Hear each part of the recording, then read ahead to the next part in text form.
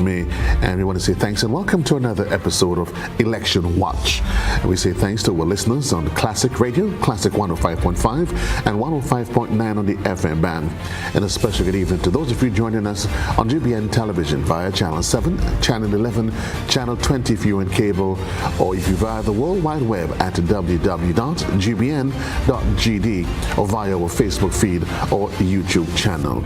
And to say thank you for being part of this another conversation here on Election Watch, where we put everything under the microscope, the movers and shakers, and we get to discuss the issues that affects us as the Grenadian populace. This evening, the conversation we're touching is around the issue of diasporic relations.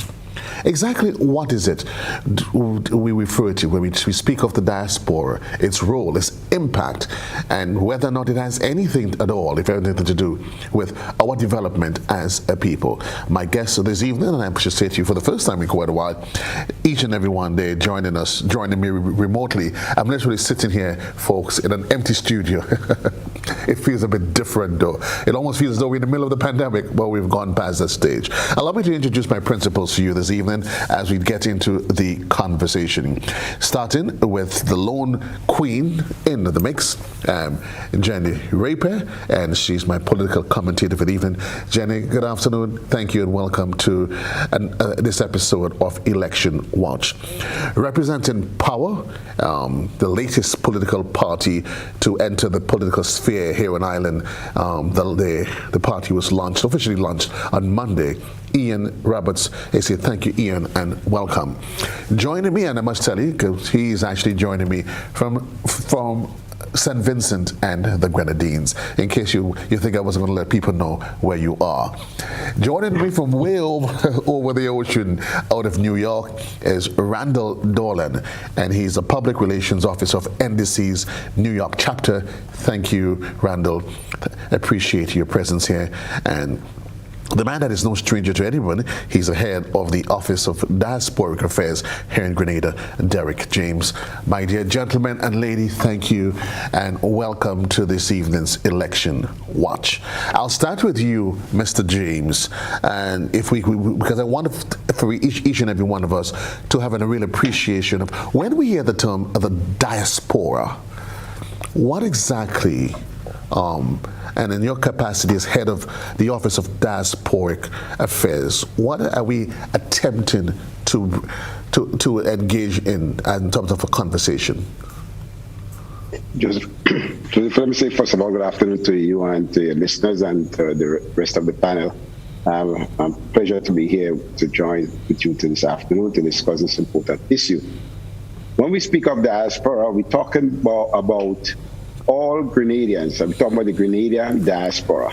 All Grenadians living outside of Grenada, or whether it is the first, second, or third generation Grenadians. And for our discussion's sake, we have just about 360,000 Grenadians, first, second, and third generation Grenadians living outside of Grenada, which explains that we have more Grenadians living outside of Grenada than we have here in Grenada. Which tells you the importance of diaspora and diaspora relationship with any country. In fact, Grenada is not the first one that developed a diaspora relationship, but it has been throughout the world. Israel, the African continent, Europe, and all other countries you could think about now having this outreach to the diaspora. 360,000, you say? Yes. Yes. Wow. Yes. So it is when we say, Ian, that there's more Grenadians living outside of this 134 square miles. That's not just an exaggeration. It is the actual truth, Ian. Yes, indeed, it is. It is the truth. But let us remember that the diaspora also includes Grenadians that live right next door, right here in St. Vincent. We have a very large Grenadian population living on Union Island that do all of their shopping right here in Carriacou. Okay, so even though we tend to think of the diaspora as far away, the diaspora is also very close. Quite interesting. Randall, do you get the sense that because Ian just made the point, and I guess Mr. James could chime in, but the diaspora, that figure that you gave us, the 360,000, is it inclusive of those individuals within the region, Mr. James, or is it just referring to Europe, North America? No, you have to remember, diaspora is all Grenadians living outside of Grenada. Okay, so it does take account those that live in. It doesn't matter where you are, outside. It doesn't matter. Yes, it doesn't matter how close or how far from, as long as you are living outside of the territory of Grenada. Randall, how does it feel, though? Son of the soil, and for different reasons, you're now living in New York. What is life like outside of Grenada? The thing is, I mean, we move away from Grenada. Most people in the diaspora move away from Grenada for different reasons, right? One of the main reasons is to make a better life for themselves and support their family members back home. But the thing about it is, we will be forever Grenadian, or as you say, our naval string is buried here on this island, in Grenada. And it's important that we participate. We want to participate with everything that's happening in Grenada. We stay connected, and more importantly, our loved ones are there. And in doing so, we ensure that we bring back and transfer skills, more importantly, remittances, training, and bring other ideas that we want to help Grenada move Grenada forward in bringing all our knowledge back. And again, being part and parcel of Grenada. I think that it's important to understand that we have a very valuable natural resource that exists right off the outside of the island, and that's our people. And people development is something that we've always been very focused on. So in having people or having our own fellow citizens leave Grenada, they are obtaining skill set, they're obtaining knowledge, they're making connections, and they are attaining wealth that they could actually then pass back and share with our people back home, our family members or friends back in Grenada. And the thing is, when we are outside of Grenada, if you're in Trinidad, Barbados, England, in Asia or the United States, we are proud Grenadian. We represent the 473 everywhere we go. And in doing so, being proud of our country, we always want the best for our country, and we always want to participate as much as we can in our country and visit as much as we can to our country. Jenny, what is your experience and involvement from a political landscape? What is your involvement been like with Grenadians in the diaspora over the years? Good evening to you, Joseph, and to your listeners and viewers. Hi. First of all, that figure that Mr. James, that Derek just gave us there, I wouldn't say that it's surprising or shocking. I kind of expected it, because from time over time, we realized that more and more people have been migrating outside of Grenada, and as Randy said, looking for improvement in their lives for the most part outside of Grenada. And so I think the politicians had to listen to that and figure out a way to improve our lives here in Grenada, so that so many of our people would not want to migrate out of Grenada. And I know that there are a lot of people living in the diaspora that would prefer to be living in Grenada, and from all age group. I know that. So I think we have to our politicians have to work on creating a better climate to help keep our people here or bring them back, because a lot of them go away to study, and when they have achieved what they went to study, they remain and give that service to whichever country or island they have achieved it from, and instead of coming back to Grenada and sharing it with us here on the island. So I think that's something we have to look at strongly, when it comes to the politics. Mr. James, is that a reasonable assessment, evaluation by Ms. Rapier in terms of, I mean, the numbers are quite startling. They're really, it is quite startling. And you start to ask yourself, if these individuals were to come back after all these years, where would we put them?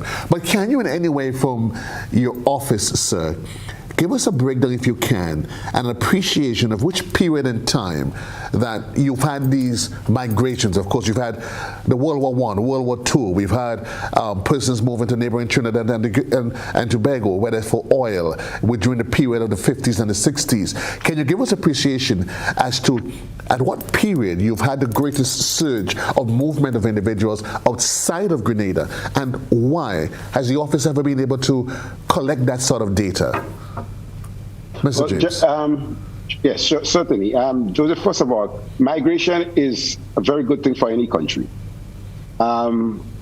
Whether it is the exit or the re-entry into a country, it's important, and it's important in terms of development. I'll explain that. We have a number of Grenadians who left Grenada and went abroad for a number of reasons. They're leaving Grenada, assist and help in the development of Grenada, whether they're outside or not. And the point was made earlier that a lot of Grenadians went out and they maintained the link with Grenada. Remember, Grenada receives just about 12% of its GDP comes from the remittance. Remittance is important for us, for any country. In fact, many of the developing countries encourage their nationals to move abroad and help them in terms of remittances. Jamaica, I'll give you an example for Jamaica. Jamaica during the COVID period, Jamaica received more remittance than any other period in Jamaica history coming back to their country, even when the people in the diaspora was suffering with COVID. Jamaica received more remittance during that period of time. We have seen during our own time with remittance and donation, we got over $4 million worth of donations from the diaspora. I'm talking about material support. And if you think about, or you start discussing the skills transfer that we got from the doctors, the knowledge we got from the doctors, the nurses and so on that came back home or even stay where they are, that is important in the development of our country. So that migration is very, very important. During the period of in the 1960s, there was an influx of people moving out of Grenada, more so going to England than any other country. Remember the days of the banana boat? Those days, moving to England and so on was easier than it is today. Then you see, after the revolution, there has been a lot of people migrated from Grenada during that period. Today, we have seen a lot more of our skilled workers going back, leaving Grenada.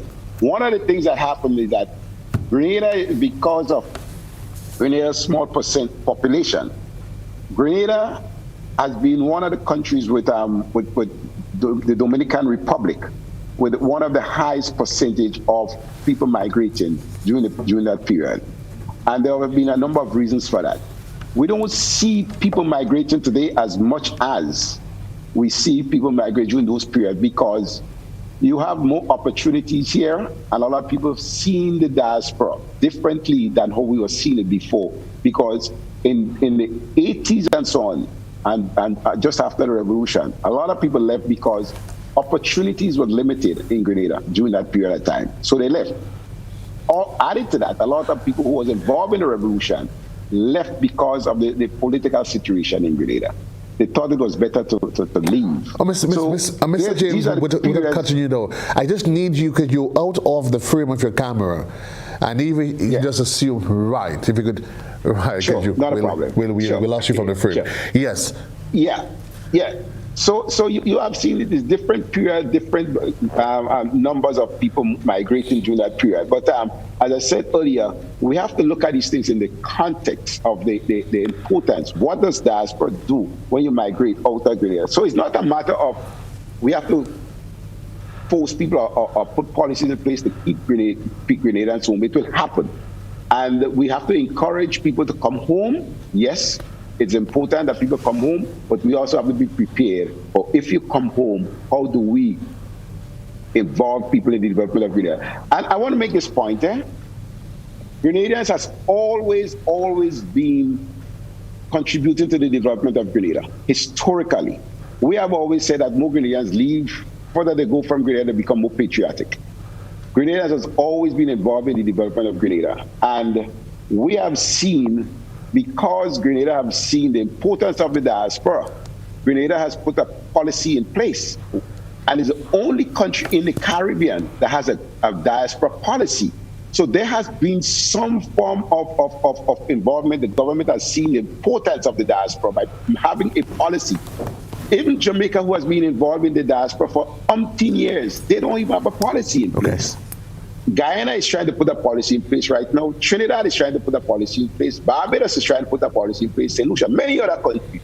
And in fact, I'm proud to say that a lot of the countries now look into Grenada for guidance and to show them how we did put that policy but in place. Can I ask you though? Yeah. And I applaud the fact that there is a policy put in place, but there's a policy in place addressing the real bottom line concern.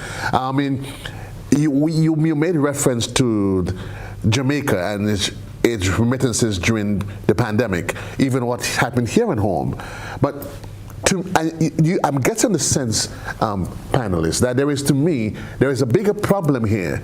And when people are leaving their homeland in droves, Ian, Randall, Jenny, I'm getting the sense that it speaks to a bigger problem. Mr. Dolan, what say you? Well, I think too, yes, Grenada, we're not a large country. And so there's a certain amount of capacity that we can actually have and develop.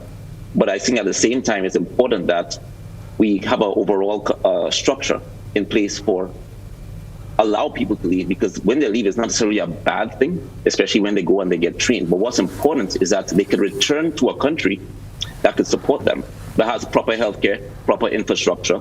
And we have to ensure that we, as a government, play a role in forming all of that to ensure that they could come back to it, because there are world-class universities outside, and there are Grenadians who have gotten professional training outside, and they can now return with the skill sets that we actually do need here on the island. And even as we talk about remittances, the number of Grenadians that live outside of Grenada is a staggering number, about 300,000. But I think what the number that really jumped out to me was the amount of remittances that are actually sent back. And in 2018 to 2019, that was between 55.4 million and 56.4 million US dollars. During the pandemic, if 70 million US dollars was sent back to Grenada. And that's money that's directly injected into the pockets of Grenadians. And that is very significant. And that's sort of like why being like a patriotic Grenadian, living outside of Grenada is important.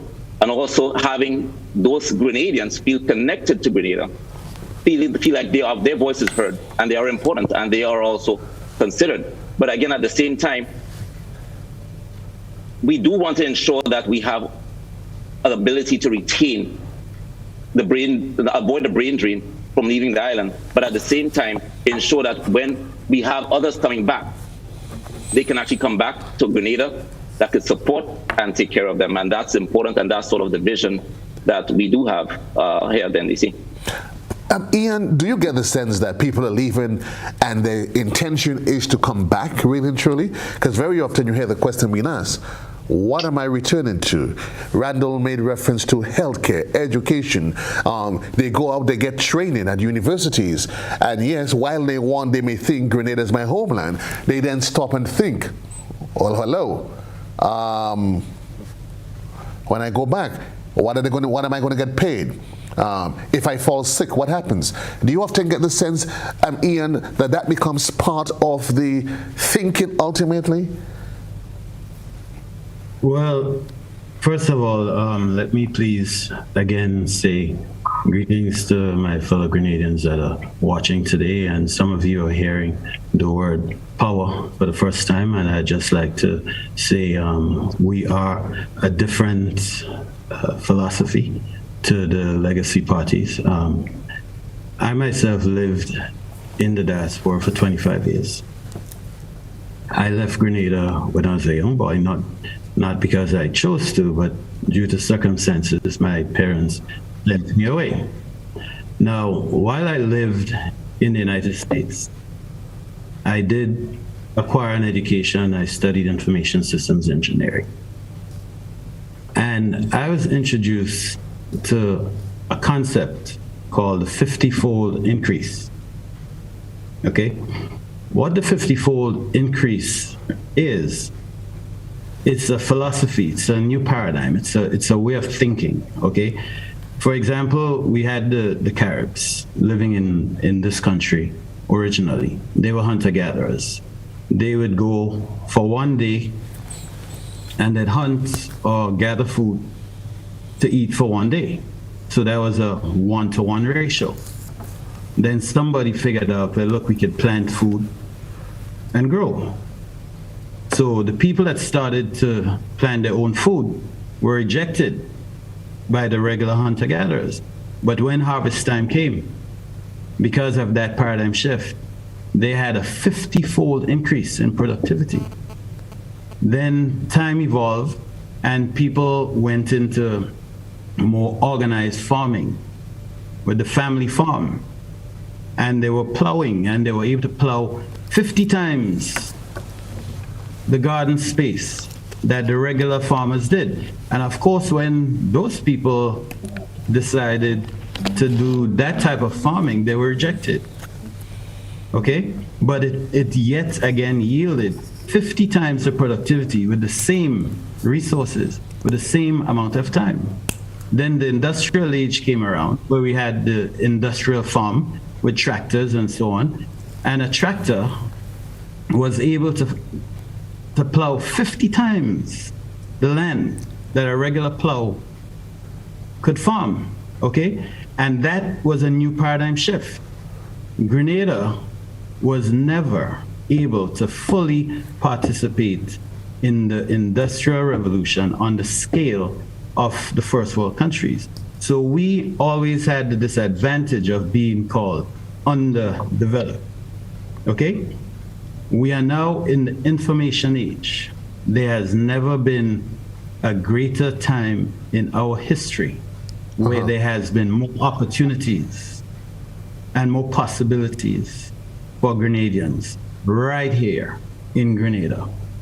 Yes, we're gonna have Grenadians in the diaspora, but we need to think of how we can adjust to this new paradigm to create a new 50-fold increase for Grenadians right here in Grenada, so that we do not have to lose Grenadians seeking opportunities abroad.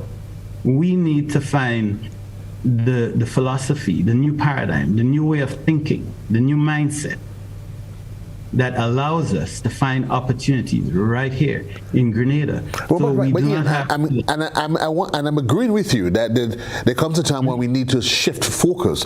But I'm trying to get, I'm wanting to get an appreciation from you that, because both Derek and Randall hinted to the point that folks, they go to they leave, but they want to come back home. But I'm asking you, what from your estimations are some of the reality checks, Jenny, that hits them when they decide, let me go home. I've lived a good life in wherever. I want to go home. I have a family. But some of the argument is, they stop and start thinking, oh my gosh, healthcare, education, cost of living. Are those some of the realities in your estimation as to why more and more people while they may come home for 6 weeks, they may then decide, you know what, I may as well stay where I am? Those are the realities, Joseph. However, besides the remittances and the cash contribution, the diaspora can help in the development of our health system, our education system, and all of those that they are afraid to come back home for because we are not quite there, we are not fully developed there. So I hear Derek when he speak about the migration, and it's a good thing. But thank God for some of us who are patriotic enough to come back, or else what would happen? You know, if everybody decide they're going to understand and they're looking for a better life. And Grenada, in my opinion, is underpopulated. And we introduced a CBI program. We're selling citizenship to foreigners.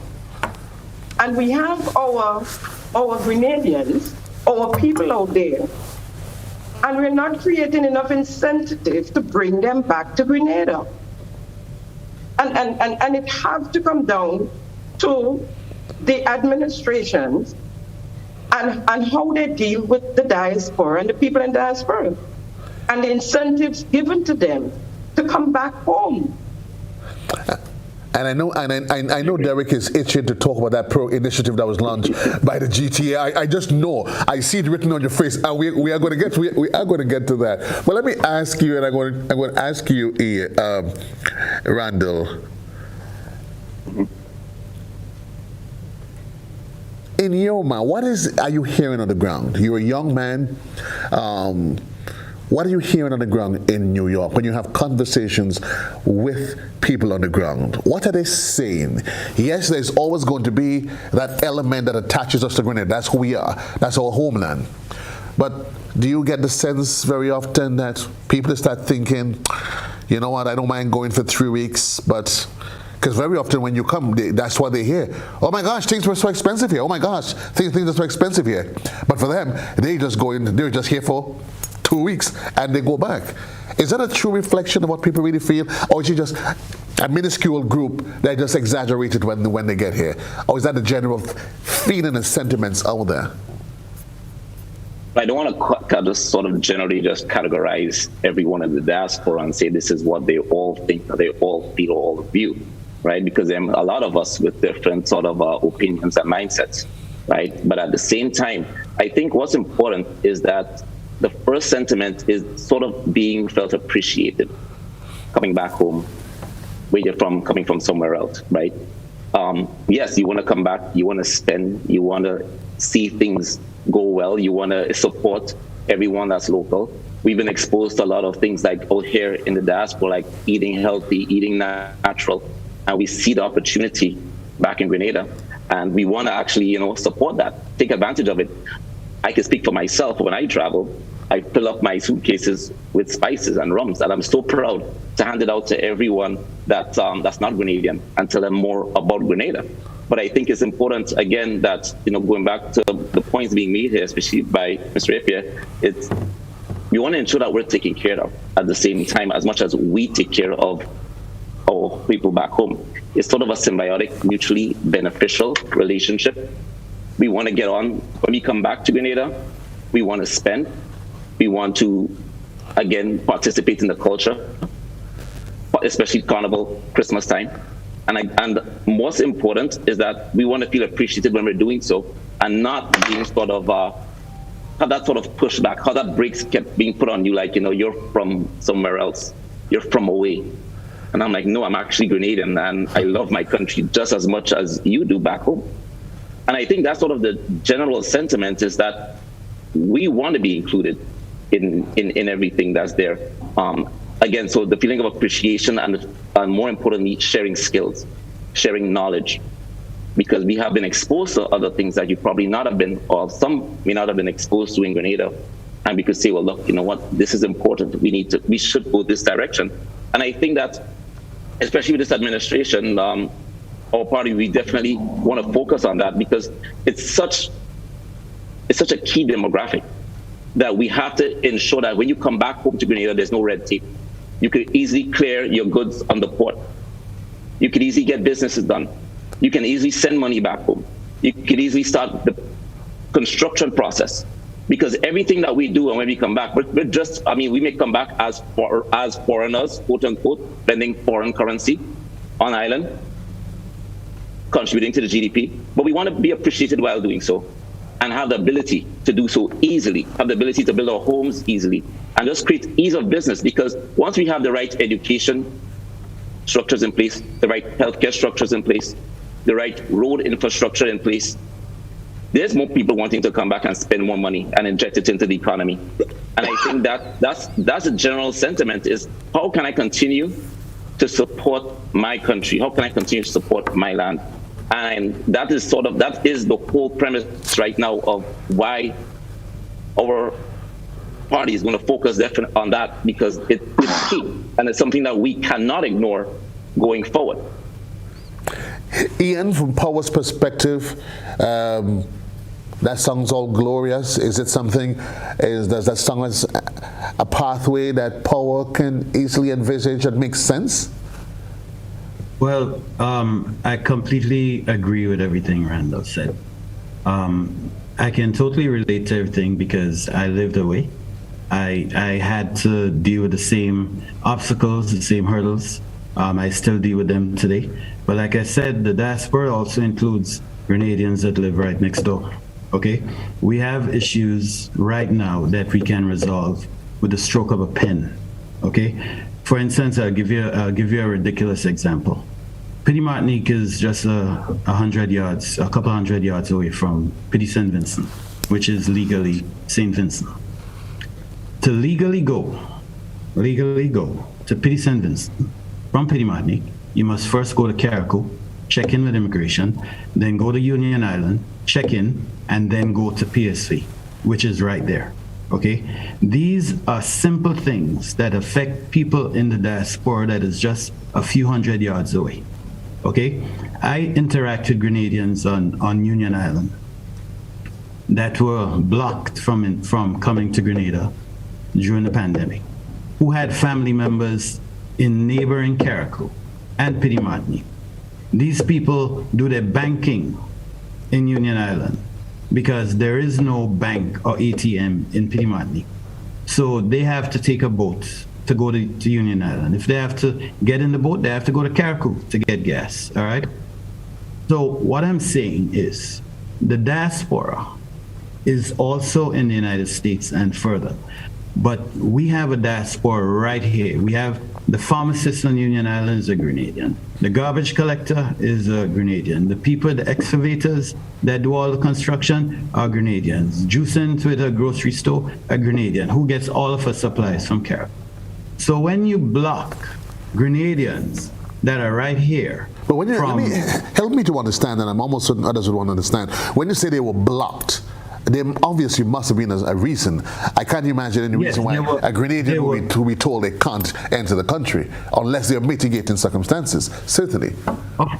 Certainly, but yes, there are mitigating circumstances, but then there are also ways to resolve those circumstances. Okay, because if you have the pandemic, okay, like we endured for the last 2 years, we have Grenadians who make groceries in Carriacou, who go to a dentist in Carriacou, who go to a doctor in Carriacou. We had a friend in Union Island who passed away because he couldn't come to Grenada to see his regular doctor.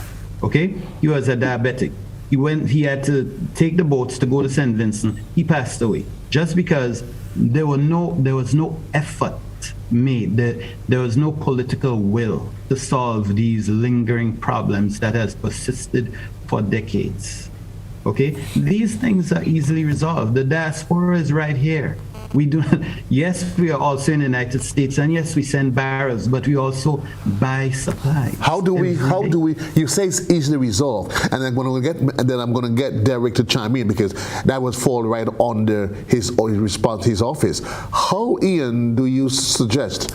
You say it's easily resolved, a stroke of the pen. What is Power recommended?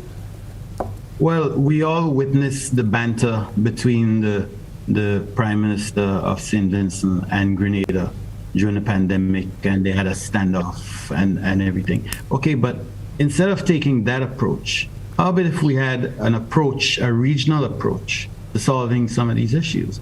These issues can be solved very easily. It's just a matter of political leaders coming together and say, look, this is a unique problem that's affecting both our people. How can we solve this? What can we do? Is there a way that we can make life easier for the Grenadians that live on Union Island?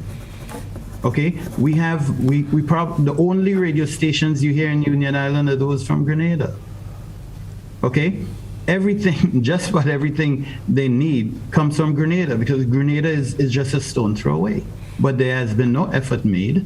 We have Grenadians there that are asking for this for decades. Is this unique, Ian, to Union Island, or is there a bigger representation across the Caribbean? And then I'm going to ask Derek to if you could expand on some of those concerns. But if you can, Ian, is this just a unique situation with a handful of Grenadians on Union Island, or are you referring to a concern that spreads across the Caribbean as a diasporic area? Well, it has a regional impact because we have Grenadians throughout the Caribbean.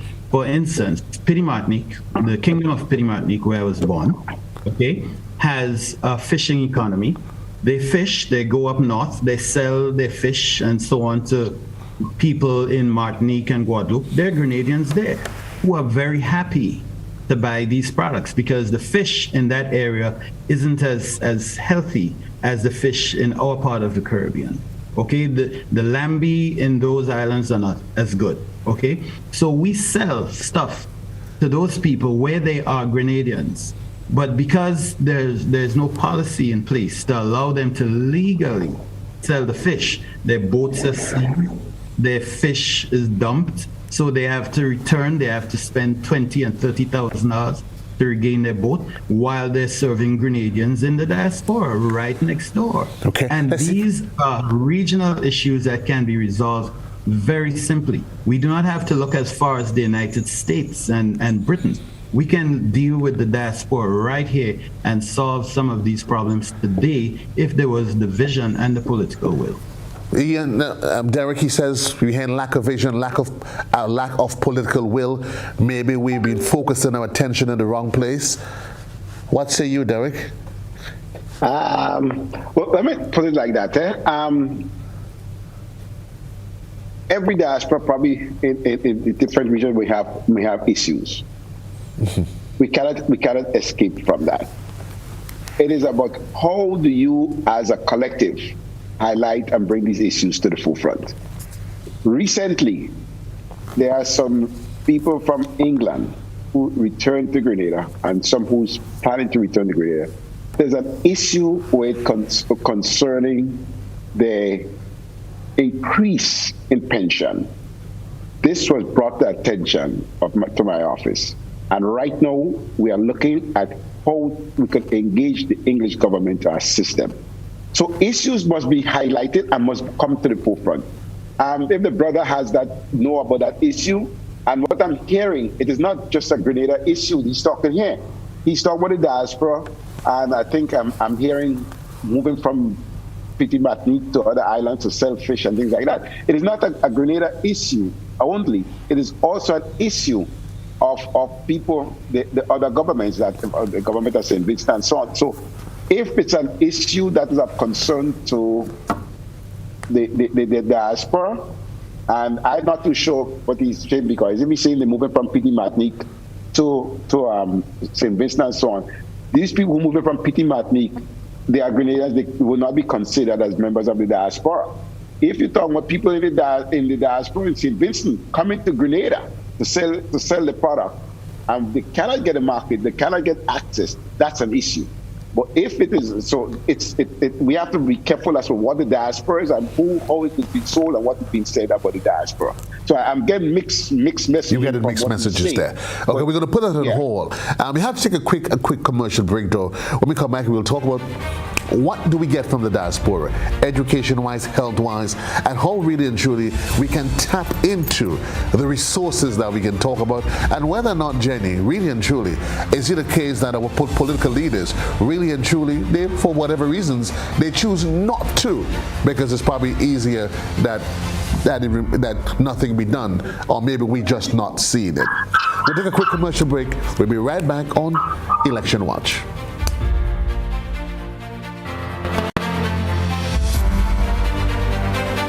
Do more with your new GUT Credit Union Visa debit card, which gives you access to your cash at any Connex or Visa certified ATMs locally and internationally. Make your payments with a tap of your card using the contactless feature and have the freedom to make purchases locally, online, or overseas whenever you travel, anywhere Visa is accepted. Experience the enhanced security fraud protection through the Visa chip technology. If you don't have your new GUT Credit Union Visa International debit card, speak to anyone of our representatives representatives today to do more. Your new GUT Credit Union Visa International Debit Card. A smarter way to access your cash. More smart, more secure.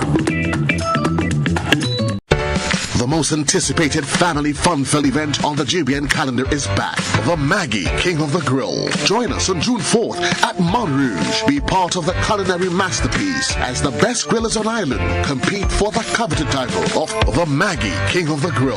Think you have what it takes? Be part of the action. June 4th. Book your spot. If not, step away from the grill. If you can't handle the heat. Maggie King of the Grill is sponsored by Maggie, Matuk's Barbecue Sauce, Rubis, Dasani Water, Calico Shopping Center, Duty Free Caribbean, and Siesta Hotel. Let's start the new year on a high, a detox high, because it's detox time again at Nirvana Detox Center and Natural Health Store. Check out our many detox packages starting from $100 or get 15% off on colonic irrigation therapy. Detoxing can help with liver and blood cleansing, weight loss, constipation, acid reflux, kidney stones, heavy metal removal, gas and bloating, and more. Call or WhatsApp us 1-231-6642, 418-7115, or 449-7753. Ask about our delivery options. Visit us now. Bruce Street Mall, store number 1208, or Belmont St. George's, close to the Fall Edge area. Our opening hours are Monday to Saturday, 9 a.m. to 5 p.m. Nirvana Detox Center and Natural Health Store. Detox, your way to health. These specials ends on March 31st or while stocks last.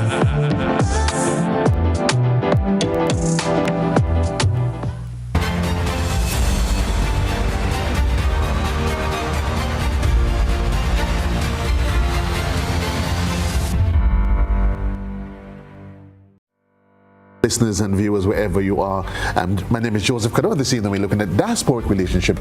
My guest this evening, joining me out of New York, he's the public relations officer of the New York NDC's New York chapter, Randall Dolan. We also with me is the head of Grenada's diasporic office, Mr. Derek James Powers, Representative Ian Roberts, and my political commentator Jenny Rapier.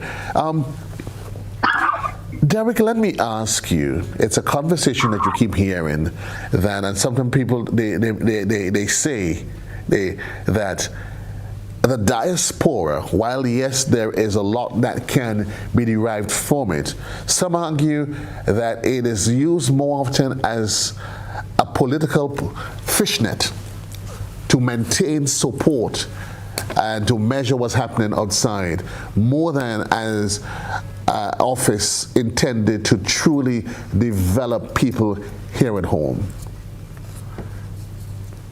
I don't agree with that sentiment at all, because I've lived in the diaspora for 34 years. And there are a lot of organizations in the diaspora that support communities, schools, and the family, right? And a lot of the organizations in the diaspora don't want to get themselves involved in political structures. They will shy away from making donations to any political organization, even if they affiliated or they have some link with a political organization. So to say that governments seek to use organizations for political gains, I think all the political organizations, I know the political organizations have their own structures in the diaspora, which they use for the development of whatever benefit. So I don't go with that sentiment. And one of the points that was raised earlier, I want to just touch on it, is that Grenada government is appreciative of diaspora, and the people of Grenada is always appreciative of the diaspora. There's no. I mean, I cannot say that governments or people in Grenada are not appreciative of the diaspora. I think that one of the issues is that it's about, we have to have education on both sides of the coin, both in the diaspora and in here in Grenada, because I think sometimes the perception from both sides is wrong, and education will go a long way in helping to eliminate that kind of perception. But no, I don't think that governments look to the diaspora and only for political gains. Because let me go back to the period of the COVID, when we had our COVID spread here in Grenada, when we had the wave. The support we got from the diaspora was not about politics, was about healthcare. When I spoke earlier, and I tell you, $4 million came into Grenada from the diaspora. And that is money, that is donation that we know of, that we track. Outside of that, other people made donations. And that was not controlled or directed by the politicians. That was done by the diaspora themselves. And the diaspora themselves made the donations to Grenada, to the ministry, to the hospital, to the health centers, to communities.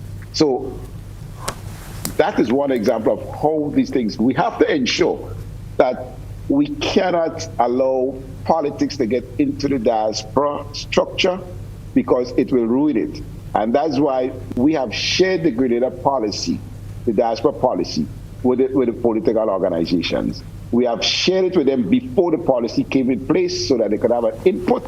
And after the policy came in place, we shared it with them, because one of the things that we want to happen is that if any time government change, we see a fall along in the diaspora. We saw it before.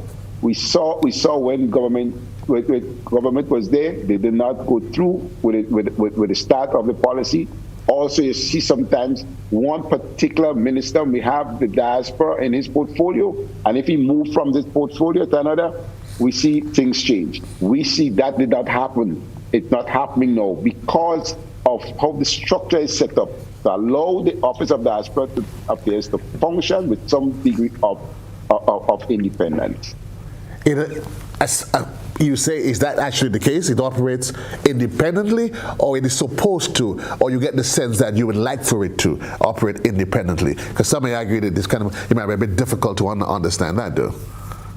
No, well, it might be difficult to understand it because of the structures that the diaspora policy calls for is structures outside in the diaspora, where you have organizations in the diaspora that will plan functions and activities and make the decisions as to how they want to function.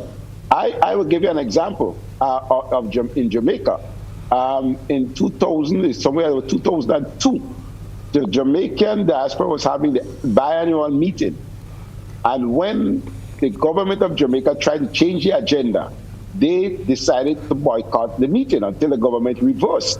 And the structure that we have now, putting in place, that structure will ensure some degree of the independence. Even if the policy that we have, the policy is owned by the government of Grenada, but it was dictated by the diaspora. The diaspora is the ones who decided how they want that policy to be. And the government did not go and say, okay, you want that, we changed it. They accepted what the diaspora wanted, and that is what's in the policy.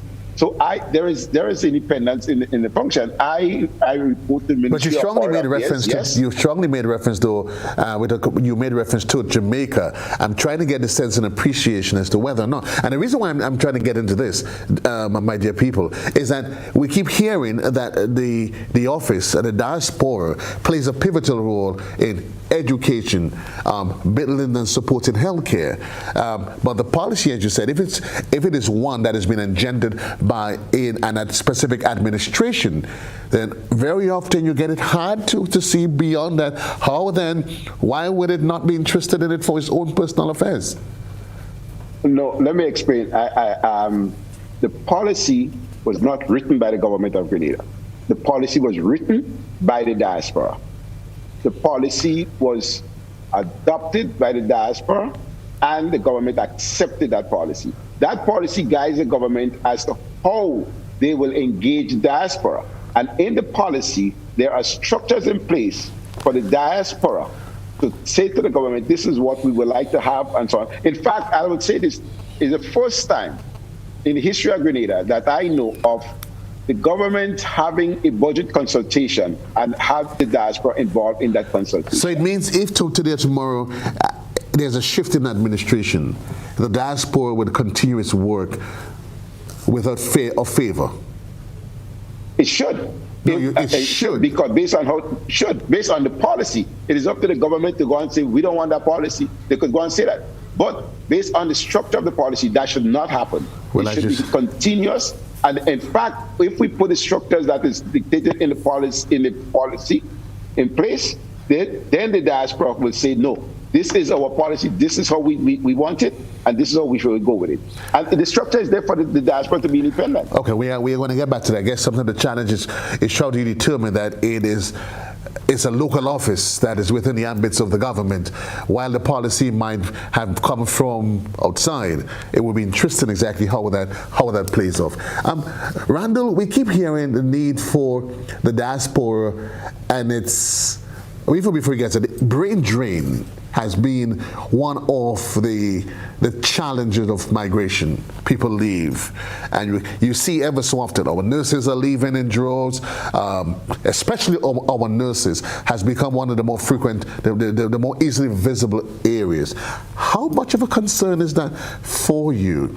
I mean, as a Grenadian living in the diaspora, the challenge and the concern is how do we build our healthcare system, but yet our nurses they are just leaving Grenada in droves.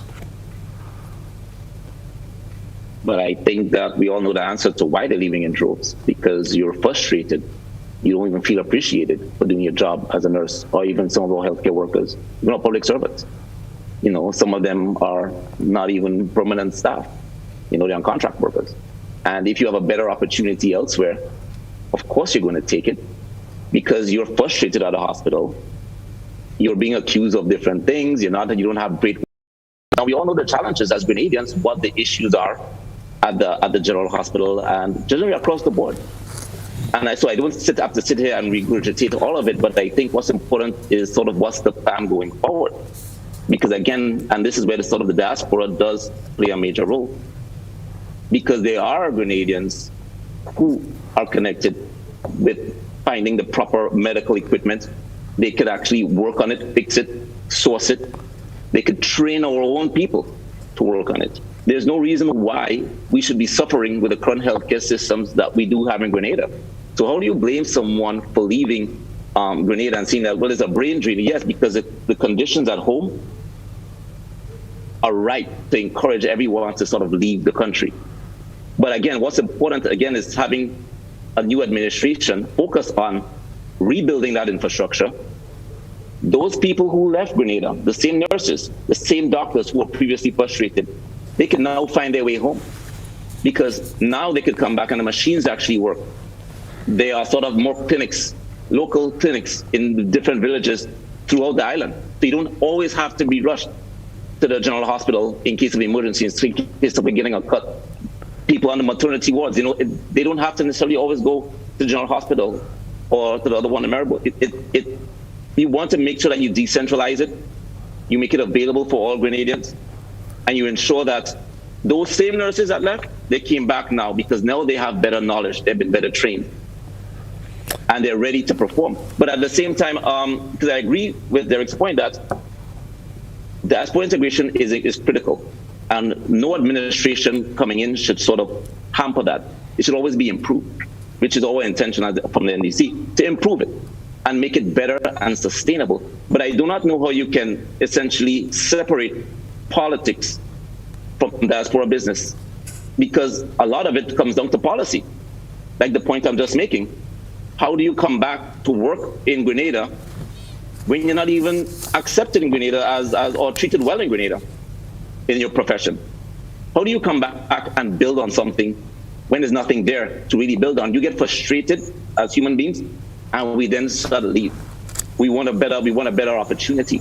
So the focus has to be coming back to improving that, focusing on that, because all of the policies that we're talking about affect the diaspora, because the diaspora is not just coming back for Carnival and having a good time.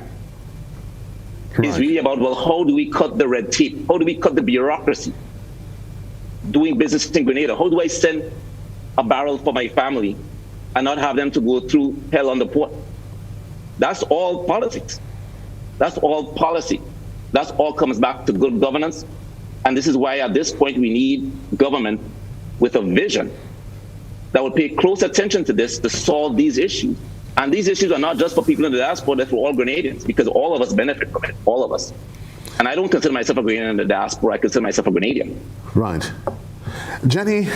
Joseph, before you go further, the point that was made there about nurses and so on leaving Grenada, it is not a Grenada problem only. It is a problem in the Caribbean. It's a problem in South America. I can agree with that, Derek, but I am not necessarily, while we were Caribbean region, I am not going to sit here blindly and say, well, it's happening in Jamaica, so let me just let it slide by here. No, I'm not saying that. I'm not saying that. Okay. I'm not saying that. Because the point I want to make is that the issue of people migrating from Grenada, nurses and so on, might be, it's not just a situation of people of condition, because the same thing applies to other countries. The point is that we have to look, certainly, we have to look and see what it is that why people migrating. But why are they leaving, and one of the reasons that we know, hold on. Let me ask you one reason why they're leaving. Because the hospitals in the US and so on start looking for nurses after COVID, and so they were attracting people. And England started attracting people. Well, I don't want us to stray on the nurses, but just in all fairness to the conversation, the issue of nurses migrating from Grenada, my dear sir, I beg to disagree. This is not a COVID issue. It may have been exacerbated, and an opportunity may have been created during COVID. But we are going to table that for a while, because this is not a COVID issue. This is something that has been happening perpetually for the last 10, 15 years, where nurses are no professionals. They are leaving the country in droves. But I do want to make the point that you're making. I do get the point you're making. Jenny, and I'm going to come to you, Ian. We keep hearing about the lack of political will from our leaders. And very often you get the sense, and I asked Derek whether or not the Office of Diasporic Affairs, whether or not, because it is used as a political fishnet, and especially when it comes to elections. You're hearing the chatter and the excitement on the ground of folks coming back home, which I agree is their rights to return home, but some seem to come home just for a specific reason, and you hear conversations that they've been encouraged to come home just for the purpose of supporting a party and then going back home and continuing their life. Is that something does that conversation, does it bother you, Jenny? Your mic's muted, Jenny. Jenny, you need to unmute your mic. Yeah, sorry about that. Joseph, so much has been said that I agree totally with Randy when he last spoke and some of his points made. I have a couple of things I don't agree with, because, and I'm going to stick to the health issue. And because that is one of the major issues why Grenadians abroad, refuse to come home, to retire back home especially. And there are those who came home and left for that reason, returned back to the diaspora for that reason. So we have to stick, I want to stick to the health situation for a while. And of course, it's a lack of the governance of the country, the political governance that have us in this situation. We need a new hospital to start with. We need a new hospital to begin with. It needs to be removed from where it is. And we do get implements and equipments and instruments and material donated to us from the diaspora. I saw the post-cabinet briefing on Tuesday, and we received, that's yesterday, and we received a CT scanner, from the diaspora. We received dialysis machine from the diaspora. That is good. We heard before of X-ray machines. At one point, the Minister of Health, Mrs. Clarice Modeste at the time, she spoke of some X-ray machine that we got that was so high tech, and it was going to stay where and produce your results where in America and all of those things. I don't know what happened to these machines. Because of where the hospital is located, a lot of the implements and the equipment and the machines, they don't last, they spoil, they rust.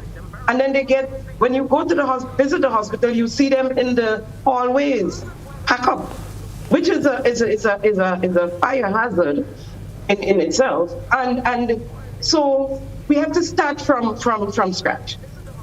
And there's no getting away from it. I'm sorry the government spent millions of dollars in a phase 2, and that same minister had said that she initially that they didn't want to add good money to old money, and they eventually turned around and did the same and did exactly what she said she didn't want. Right? So that is one of the issues in the diaspora. However, people running away from Grenada because of that, it's not helping. And everybody's running to the diaspora, it's not helping. We need to stay, some of us need to stay and help develop our country. We need to tap into the diaspora, but the ones that we have some of the best doctors in the world are Grenadians out there in the diaspora. And I know they're willing to help. But the conditions, the situation, the climate, right? The incentives, they're not getting it to come home and help. They may not move back permanently, but they can come periodically. They can set up their clinics, oncology, which we need badly. We don't have one here, an oncology center or an oncology ward. We don't have that. I don't even know if we have a qualified oncologist working here in Grenada at the moment. Neurology, one of the best in the world, is a Grenadian right there in Florida. You know, so we need the incentives. We have not been getting it from previous governments. We have not been getting it, and so people, the nurses. Yes, we speak about the nurses. Best practice says that our nurses should work in a 1-to-4 ratio. 1 nurse to 4 patients. There are times when it gets to 1 to 25 and 1 to 20 in that general hospital. That is just at random times, right? When things are really tight. I can't imagine you're insinuating that it happens as a rule of thumb. For the most part, Joseph. For the most part. And the nurses are frustrated, and that's why some of them leave. And as you correctly said, it has been going on for a long time before the COVID. I don't even know if nurses went away after COVID, but I know that it's been happening before. They go to Trinidad. Imagine they migrate from here right there to Trinidad. The Bahamas, they've been, and the Virgin Islands and so. They've been migrating to right there in the region as well. Okay, let me ask you though, Ian, because I know you've placed a particular emphasis on the regional diaspora element of the diaspora, and Jenny's hinting to it. Some have argued that CARICOM, CSME. I remember we started the conversation by saying the good of having a diaspora. Is it that we've been taken advantage of possibly, and that our leaders don't stand up and fight for us enough to say, well, because of CSME, because of it's easier to move less to Trinidad for whatever reason, let our health professionals go out, or does it beg the question, a bigger question? Is it indicative that there is an underlying root cause as to why? Your thoughts, Ian? Well, again, I'd like to emphasize, okay, that what Brother James said is reasonable. I can understand why he described the diaspora and the situations we're discussing the way he did. That's fine. But it's an industrial age model. We are in information age. We are dealing with a government that has been there for over 2 decades that does not understand the information age paradigm. So we should not trust such a government with the future of this country. As Randall said about brain drain, we're at the point in our history where we must now drain the brain. We have to bring the brains back. But in order to do so, we must change the system. We cannot, it's like the old tire that you patch 10 times, 20 times that keep going flat on the way. At some point, you have to change the tire. Right. Okay? This is what we're saying. Because if we do not change, we will continue to have the same thing repeated. It doesn't matter which government, as long as the system is the same. And the way you solve this problem is to create opportunities for Grenadians in the diaspora. People in the diaspora should have first dibs on jobs and contracts on local talent that is found out there, and bring them right here, recruit them from there. Okay? They should have first dibs. I do projects, okay? And in the procurement procedures, it has certain types of projects that must go to international bidding. And it says, unless there's a government policy that states otherwise. There are no policies that state otherwise. It is our government's job to create policies so that when these contracts are written, it should say, we must give priority to our Grenadian professionals that is in the diaspora. If we do not have locals that can do it, we should give the diaspora first dibs, okay? There need to be business investors from the diaspora in local businesses, okay? One of the greatest questions I had to ask myself when I was in the diaspora that motivated me to return was, do I have a plan for me and my family, to take care of me and my family for the rest of my life? Okay? And when I gave serious thought to that question, I said, I must return home. Right. I must return home to create the opportunities here.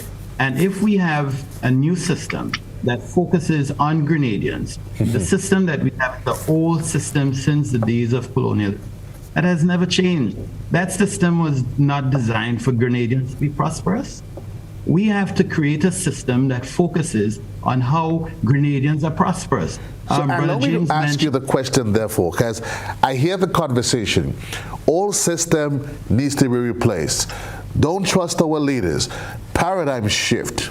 And I beg the question, how, Mr.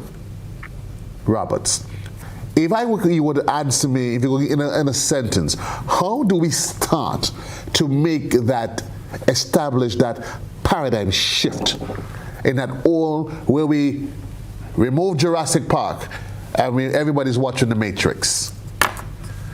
Well, first of all, there are no concessions for Grenadians in the diaspora as we offer to foreigners that wish to invest here. There are none. Okay? When Grenadians in the diaspora send barrels back, we have to pay exorbitant amounts to clear it when the money came from abroad. So we're being taxed on something that was sent as a gift. Okay? Why should we have to pay taxes on a gift? Okay? We do not have policies that favor Grenadians in the diaspora. It is that simple. The reason why Grenadians in the diaspora feel as they do is because the government see them as a pocket to pick. The government here is not interested in the diaspora because if you were, it can easily be resolved. Explain to me when you say it's a pocket to be picked. Are you suggesting it's just for political expedience? Is that what you're saying indirectly? I'm saying that when, for instance, we're in the election season right now, and what happens? They go abroad to raise funds to finance a campaign. And even though that is that is okay and is permissible, okay? The diaspora is worth a lot more than that. And I was insulted when I lived away and politicians would come to beg, okay? And this is the only time you'd hear politicians showing up to say something. It is because they wanted to collect money and raise funds, okay? And that is fine, But all I'm saying, what do we give in return? Okay, how can we provide opportunities for Grenadians in the diaspora right now? What about Grenadians that are experts in hotels that would like to own hotels in Grenada? Where are the opportunities for those Grenadians? We can have opportunities here where Grenadians can invest in businesses, in their own business, but just provide the incentive so that you can attract these things. We have many very wealthy Grenadians living in the diaspora who refuse to invest heavily here because there are no benefits. Let me ask you, hold that thought there, man. I'm going to throw it right over to you, Derek. Ian is laying a lot at your feet. Incentives for individuals in the diaspora. They have left home, they've garnered the knowledge, the experience. But yet, what sort of incentives does your office provide to them so they can easily say, business-wise, let me go to Grenada? I listened to Ian with some degree of concern, because what happened here is that I think we would have to do a better job. The Office of Diaspora Affairs, we have to do a better job in providing more information to the diaspora. Providing more information to the diaspora as to what incentives are available, what kind of the concessions that are available, how they could go about doing business. Because I don't think that people in the diaspora really understand that they could go just as any other businessman who looking to open a business in Grenada. They have the same opportunity to get the concessions and the incentives. And Ian, I will say to you that if we have to start with the Grenada Industrial Development Corporation, and only recently, in fact, about 2 weeks ago, my office had a conversation with them. We had a discussion on having a meeting with the diaspora to sensitize the diaspora as to how to conduct business in Grenada. And we knew that for a while, that is something that is lacking. People don't understand it. Even sometimes people talk about banking, the banking sector, how to open a bank account, what is the problems they're having. And these are things we have to sensitize people on, and we have started, and I'm glad that Ian will raise the points, and it's valid points that we have to look into. There's a lot of work for us to do. So I encourage him to continue to engage with us, or start engaging with us, and I would love to share a copy of the policy with all members of the panel here, so that they could see what the policy like, and let's continue the conversation, because it's important for us as those of us who live in the diaspora and those who live in the diaspora to really understand what's available. I think it's about knowledge, about educating our people to know exactly what's available. So I thank Ian for highlighting some of these points that we are aware of, but highlighting it on his book. Question to you, and I'm going to throw it to all members of the panel. Derek, do you get the sense that the diaspora, as it is, has a really true appreciation? And it was asked initially, but I think it was not fully, a response wasn't rendered to it, that individuals in the diaspora have a full appreciation for where we are as a people, what's happening, and the daily challenges. I mean, most times you see them as when somebody travels, a head of government minister travels and meets an elite group, and you hear the applause, and you hear report, we met with X, Y, and Z. But does the office, as it is, have its hands and feet on the ground, so that the average person in New York, Boston, Massachusetts, California, LA, wherever they are, they really understand what's happening here in Grenada? Because very often when they come home, they send something because, okay, I have to send something for my auntie. But when they come home, they seem more shocked than anything else. And they start going, wow. And the consolation is, I'm only here for 2 weeks, I am running back. How can the office assist in doing that? Or does it again come back to No, I do believe that Grenadians in the diaspora understands and they know what's going on in Grenada. They're fully aware of what's going on in Grenada.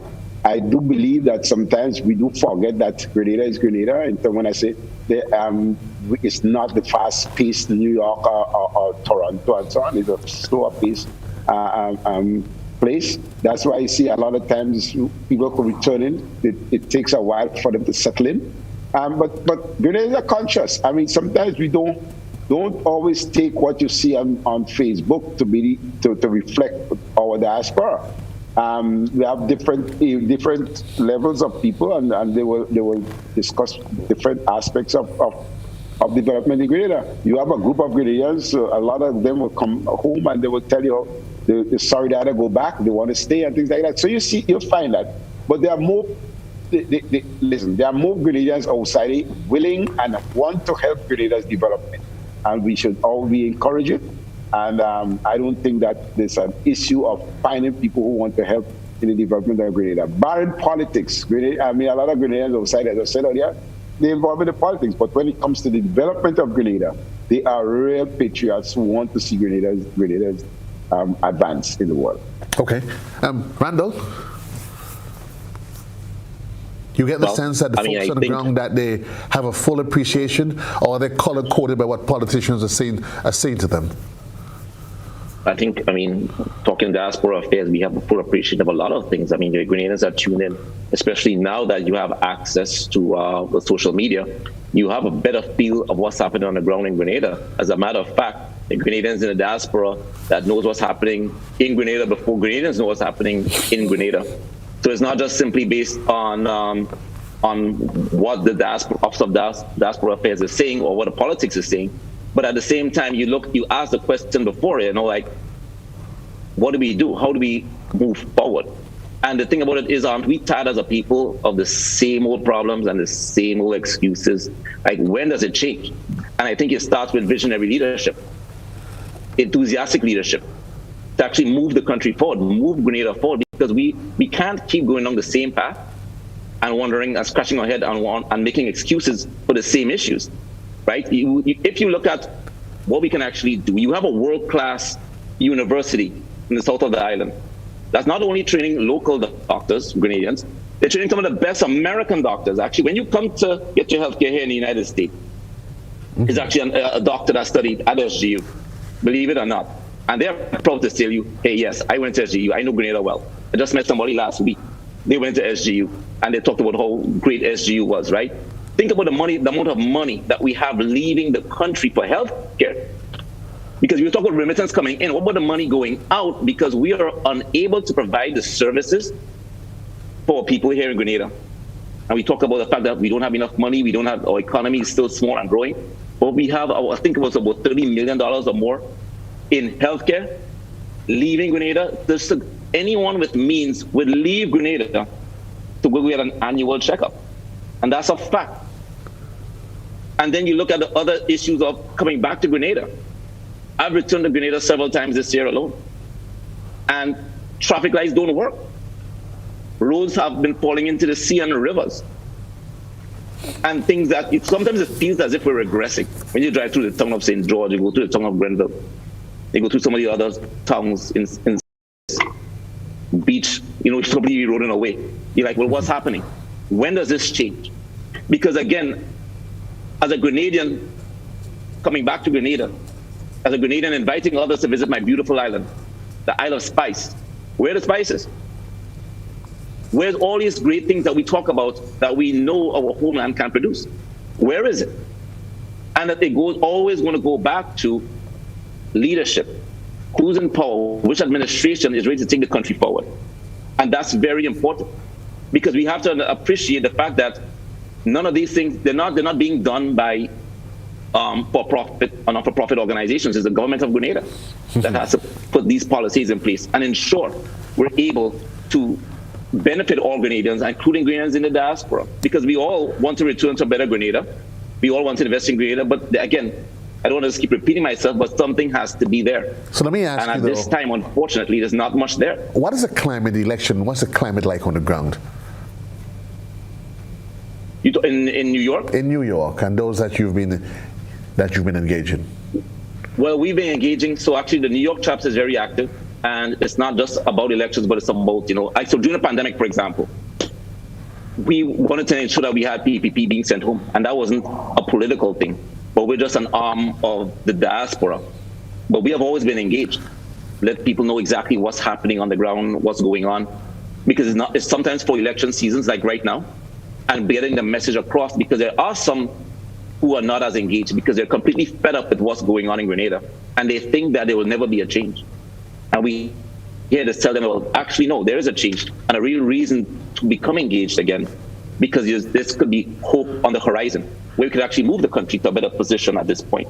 So a lot of it now has been engaging, and the response thus far has been completely tremendous. Okay. We had a fundraiser over the weekend, and the amount of people coming forth, and at that point now, you see the sort of sparkle in their eye. They're rejuvenated and reinvigorated to sort of get involved. How can I help? What can I do? Because we want to see a better Grenada, all of us. Overseas, abroad, wherever you are, we want a better Grenada. And right now, the support on the ground for the NDC has been tremendous. And because, again, we have been engaging with bringing forth policies, how can this help? And part of the diaspora engagement, which is important, is that we don't want to feel neglected. If you're in Toronto, if you're in England, if you're in Georgia, Miami, you don't want to feel neglected as a Grenadian, thinking, like to Ian's point, well, we're just shaking it on for money. And that's not what it's about.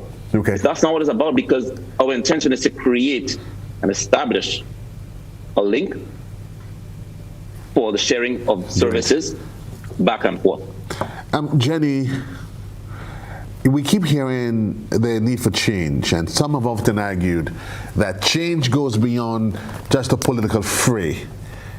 And I think Ian, and I see that little smile breaks out on your face, that there needs to be a change in the will, even we as a people, what our tolerance, and I think very often it is said, the things that has made us who we are as a people, patient, tolerable, we experience the tolerance, that has become our worst enemies, is that we sit and we accept for too long. Would you agree that that paradigm shift would also take a shift in our thinking as a people, where we need to desensitize ourselves, Jenny, from the color of governance and more to governance as it relates to development, what we need as a people? Totally, I agree with you totally. And that is what I've been trying to say all evening, really. It doesn't all just come down to the government or the administration at the time, our people as well. Joseph, when I also lived in the diaspora, and after a couple of years, I went for a specific reason. I went for experience and to gain some money so I can come back home and open my business as a cosmetologist. And when I had just enough, I bought my equipment, bought my product, the material that I needed, shipped it, and I came home. I landed on the airport in Port Saline without 1 penny in my purse. And I'm serious about it. Not 1 penny in my purse. But I was coming home with my skill to work and to help develop and to help train others. Right? It's not just about running away to the diaspora and being out there because we have poor health care and there's no perfect place. And we have foreigners who are gladly coming to Grenada, and I'm not talking CBI now. I'm talking about foreigners, people who some has visited, some came on vacation, and then moved back here and is living here. I met a couple last weekend who moved here from Dubai. They're from South Africa, right? And they moved to Grenada. They like Grenada, right? So we have a lot of that. You meet them all over the place. Grenadians, foreigners who move here, young people as well. So it is not just about the administration, it's about our people too, and how we feel about our country, about developing our country, the people in the diaspora, the ones who want to remain, how they can help develop Grenada beyond the remittances.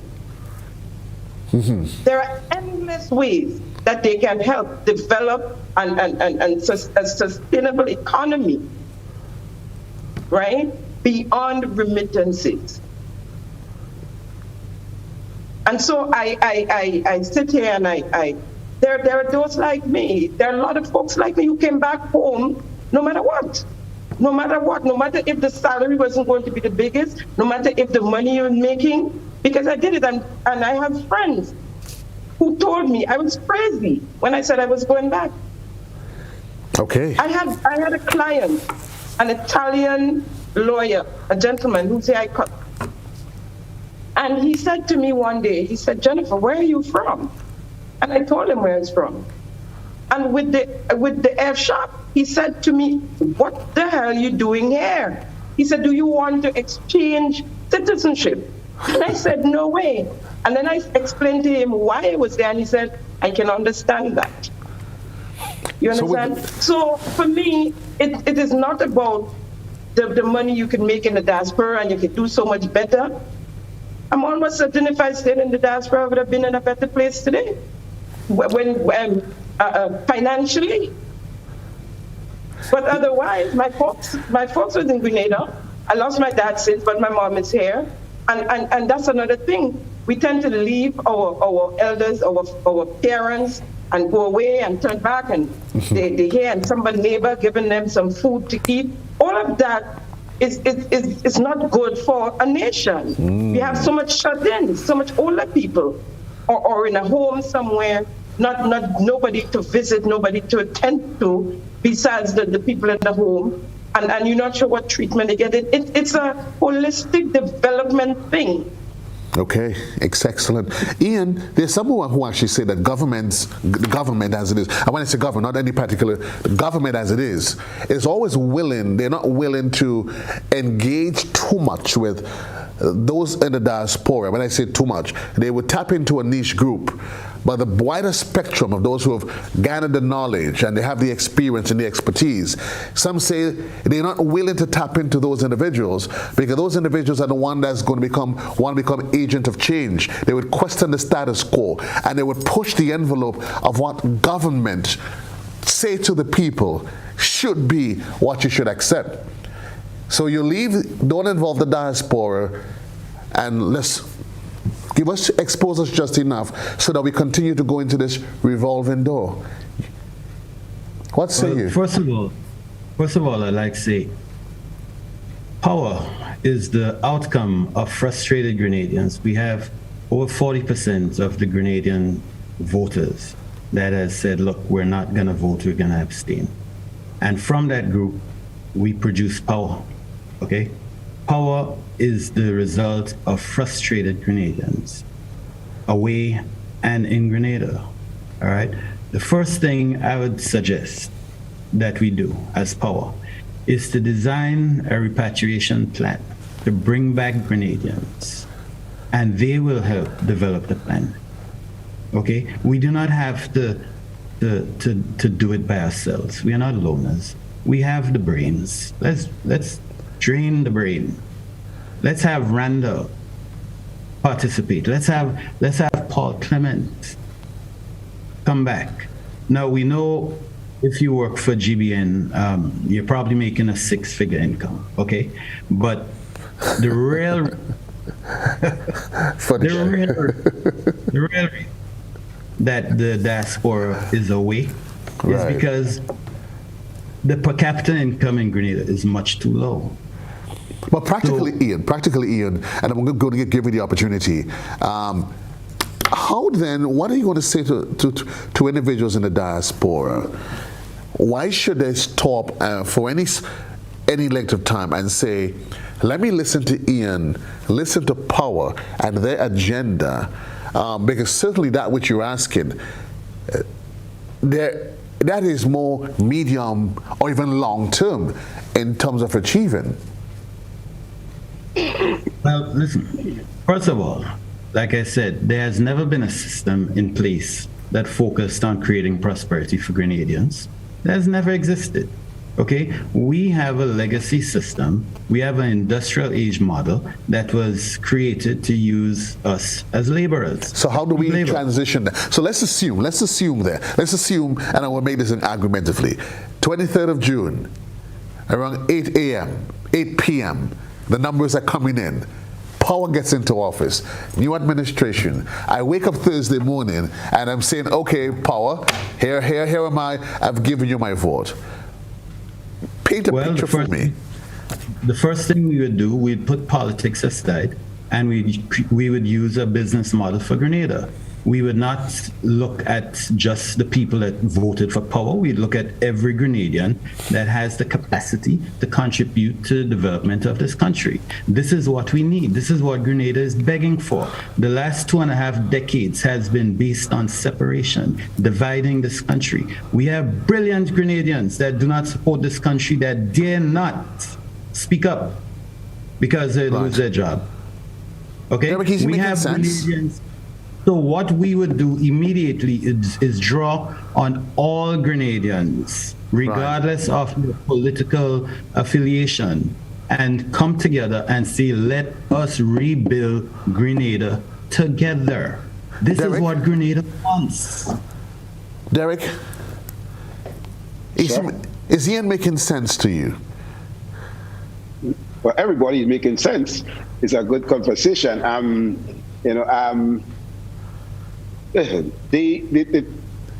I don't want people to get the feeling that any government is neglected the diaspora. That's a statement that is far from the truth.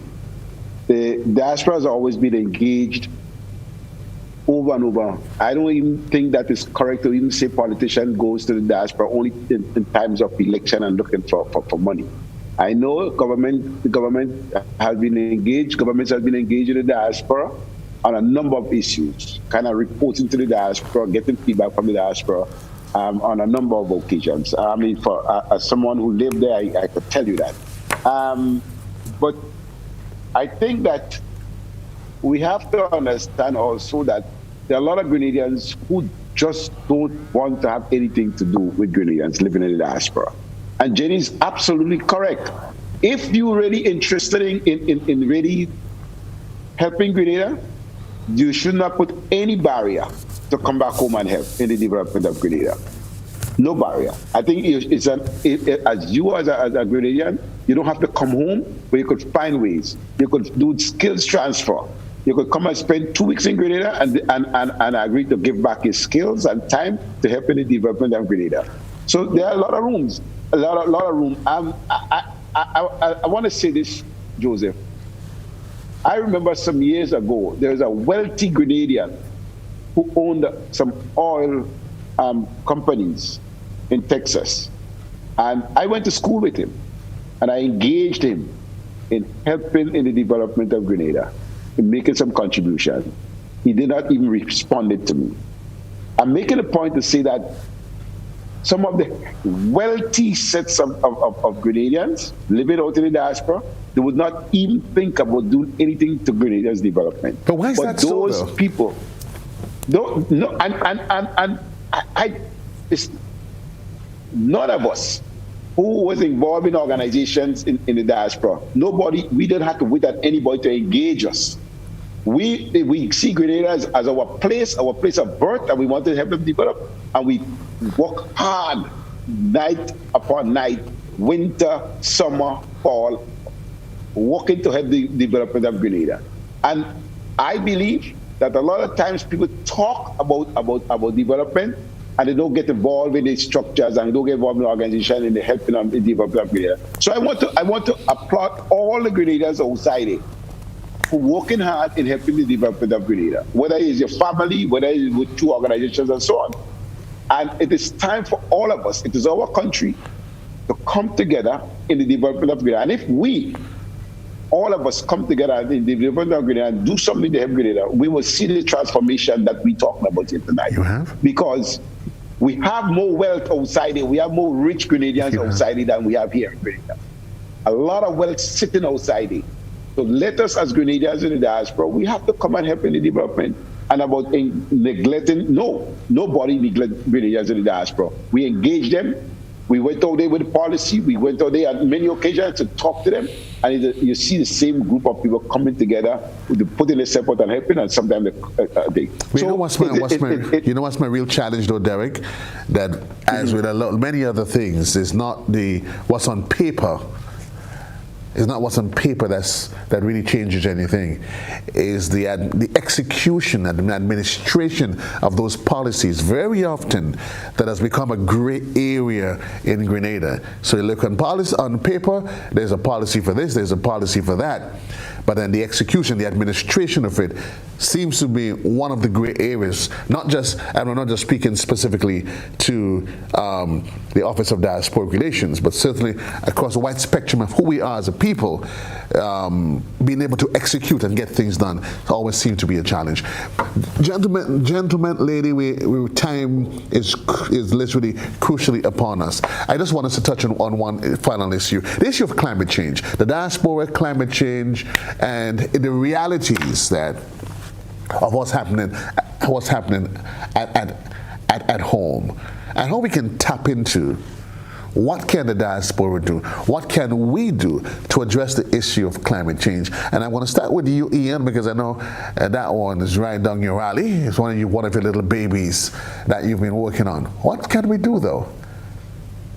Well, first of all, climate change is a serious issue for Grenada because Grenada is a frontline country. We're on the entrance to the hurricane season. So whenever there's a dangerous storm, we always worry, and there's very little that we can do about storms coming, but there's a lot we can do to mitigate against the effects of climate change. Some of these things we can do is to understand how to protect our coastline. For instance, we have seen in the name of development, mangrove forests in Grenada being destroyed in the name of development without replanting any. We're all for development, but you can do so in a proactive way where the environment is not harmed, okay? We can learn how to live with the effects of climate change. We have very simple lifestyle changes we can make. Producing food in the garden, in the backyard, instead of depending on outside sources. These are very simple steps that convert into larger steps, you see. And when we can understand how taking care of our own backyard helps all of our contribute to the simple mitigation practice. Right now, we're implementing a project in St. Mark and St. John where we are going door to door, explaining this to the community. We're showing the community how to dispose of garbage responsibly. We're showing the community how to plant the right type of crops on the banks of rivers so it doesn't erode when we have floods. We're showing people how to stop taking boulders out of the rivers to build houses. We're showing up the riparian zones on these rivers so that they do not wash away the crayfish and damage the marine ecosystem. These are the simple steps that we're doing in this ecosystem-based adaptation project in St. that can make a lot of sense when Grenada are very make these adjustments. Randall, the folks in the diaspora, do they appreciate the challenge that climate change poses on our little 134 square mile island that they so love and call Grenada? Of course, I would say they do. Again, I live in New York City, on the island of Manhattan, and there are plans right now to extend the shoreline to ensure that we prevent against storm surges, right? The way to dispose of trash, the way to and eat healthier, right? In terms of reducing our carbon footprint in general. So I think that what we sometimes fail to forget is that those civil engineers, those who are using specialists in renewable energy, a lot of them are Grenadian. And a lot of them are the Grenadians that could actually give back to the country in terms of now they're doing it for a city that has a lot of wealth, like New York City. And I'm sure there are others all across of the world who are exposed to this and appreciate and understand this because it's in the news, constantly in the news cycle. And we can also, and this is the whole point, right? How many Grenadians do we have that we know are civil engineers? How many Grenadians do we actually know who are specialists in solar energy? How many Grenadians do we know are specialists in the agricultural field, right? In fisheries, because we have to protect our waters, protect our sea, our marine life, which is very important, protecting the coast, which is important. So how many Grenadians are marine biologists? And I'm pretty sure there are a lot of them out there. And I think to have an effective office of the diaspora and looking after the diaspora, this is why our intention is to tap into that, because we need to know who those people are and how they could actually come back here and assist us with that. Geothermal energy.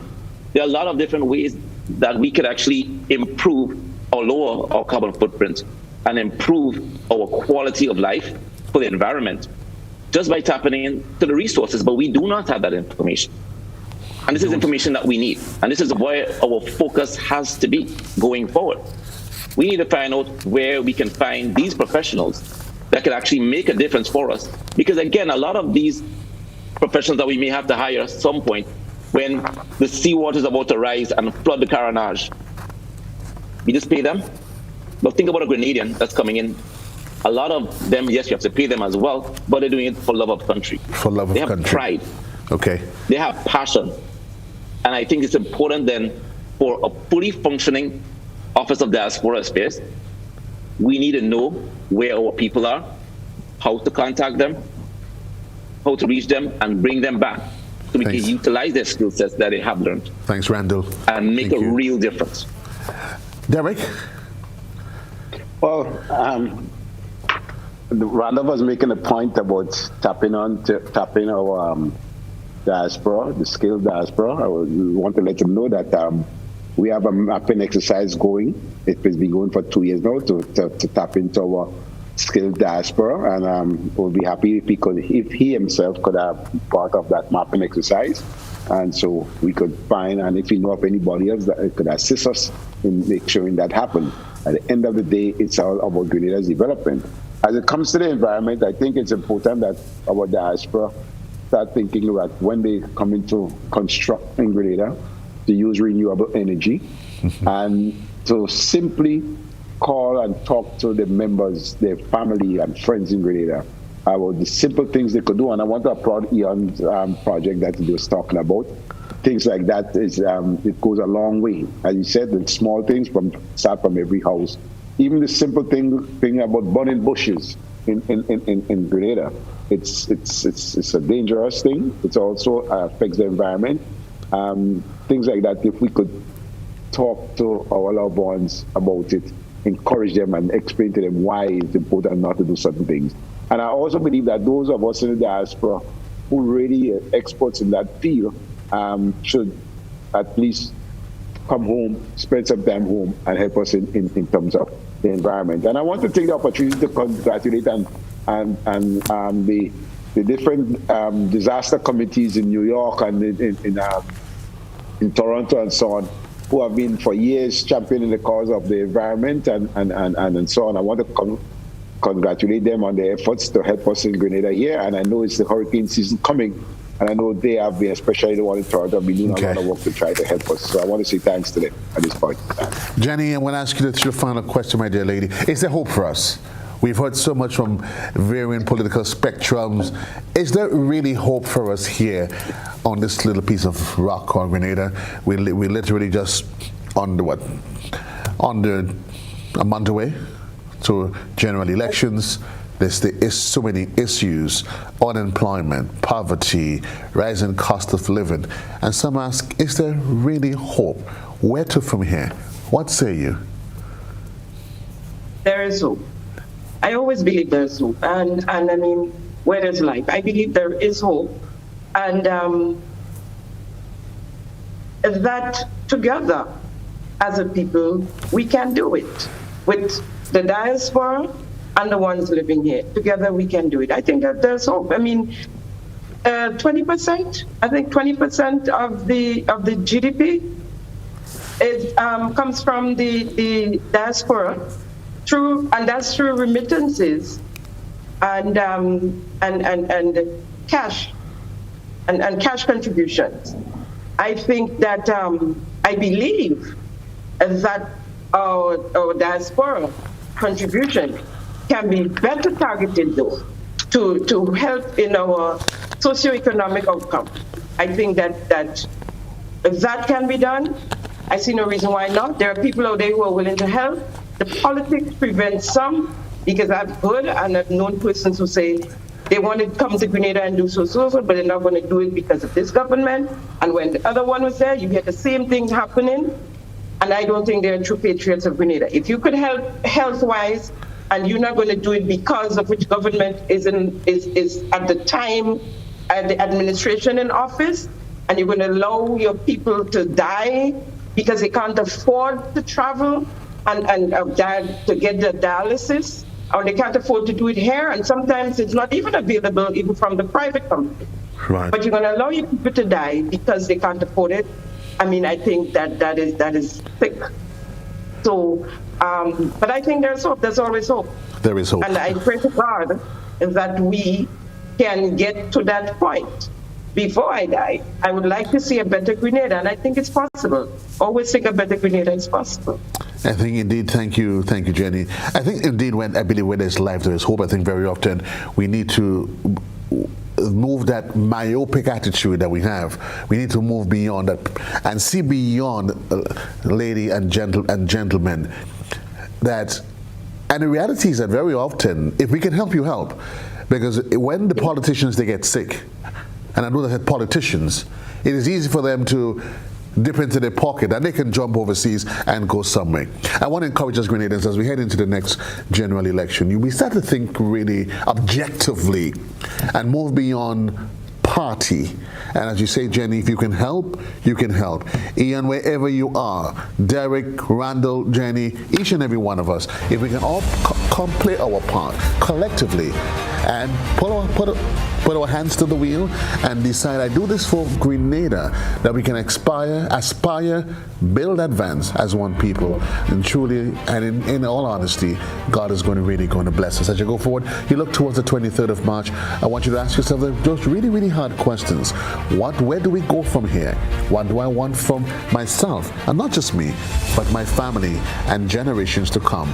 And the 360 plus thousands that is out there, ask yourself the question, how can I be part of this agenda of change? Until then, remind you, we'll be back with you next week for another Election Watch.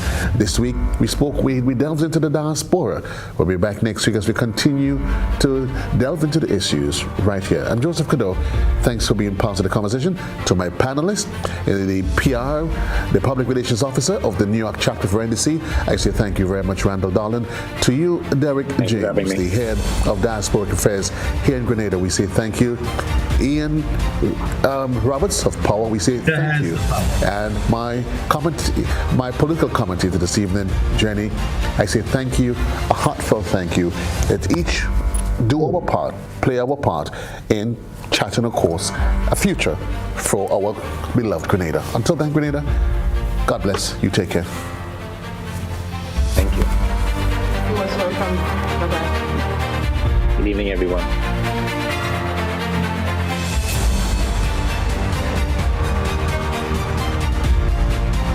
When we come online, you only juking up your phone. Yeah, boy.